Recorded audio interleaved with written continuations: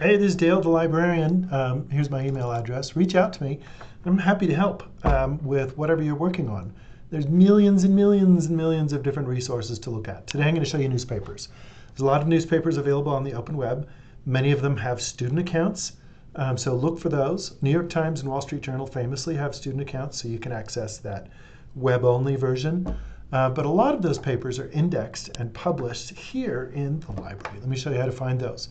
So if you go to databases by type, unless you know the name of the specific one, you can go into newspapers. These are organized by maybe the database vendor, so this has like a bunch of random world news. There might be a population-specific one. There might be a country-specific one, like British newspapers, or it can go into particular titles. So like a complete run of the Denver Post. Let me show you my two favorites that are kind of general, and then I'll show you one that's out on the open web. So the first one that I love, love, love is called US News Stream, way down at the bottom. US News Stream. This is most of the newspapers in the United States. It's heavily English-based, but there are some non-English language papers in here. How do you search?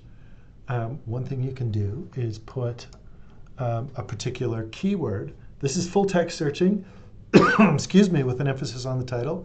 I put air pollution in quotes because I want those two words to stick together in the search. And then whatever I can add, air pollution, Utah, health, whatever you think might show up in the keywords. Or you could do EPA. Let's look at EPA, the Environmental Protection Agency. So this is looking back 25 years at most of the newspapers in the United States. And you can see there might be like newspapers from all over the place, like Washington. Here's the Enterprise in Salt Lake City, a paper that I am not as familiar with as like the Tribune and things like that. If you want to, you can click on it, and there's the full text. It's not that sexy, fun to read thing that you get on the open web where there's pictures and great formatting, but you can get great quotes. Like you can feel the stinging in your eyes. You can't avoid it. And you can grab a citation. And so, for example, if you're doing Chicago or APA, there's all these different styles. And then it's right there. That's not a great citation because it's missing. Oh, no, there's NPR. OK, well, shut my mouth. Your results may vary because those are dynamically generated. You can also narrow down to a date range. So if you want to just see what's been happening since the pandemic, and you only want to see what's happening in the pandemic in the Salt Lake Tribune, you can do it that way. So if you wanted to look at a local topic in depth and get those primary voices, like interviews or different events that have been happening, electric school buses, that just passed. Oh my gosh, that was like 1 year ago on the 3rd. How cool is that?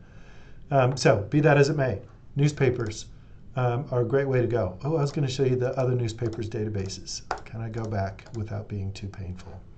Well, there's a complete run. So if you're doing historical research, we have Washington Post, Denver Post, New York Times, and maybe some other ones.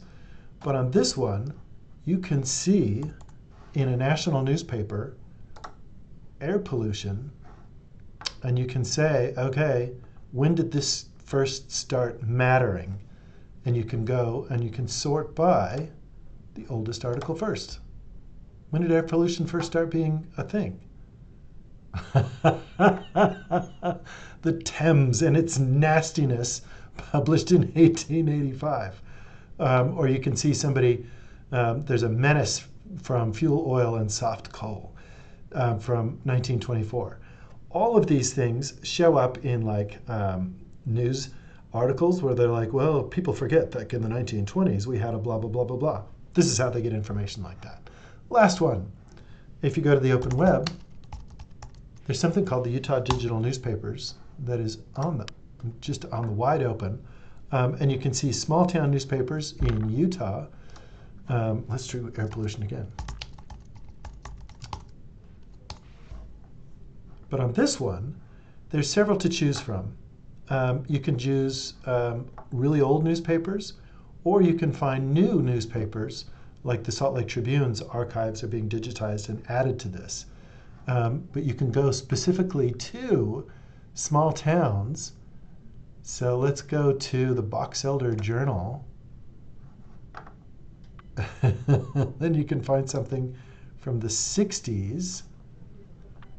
Look at that. There's like a Pontiac ad right there. So the advertising is in the sad child.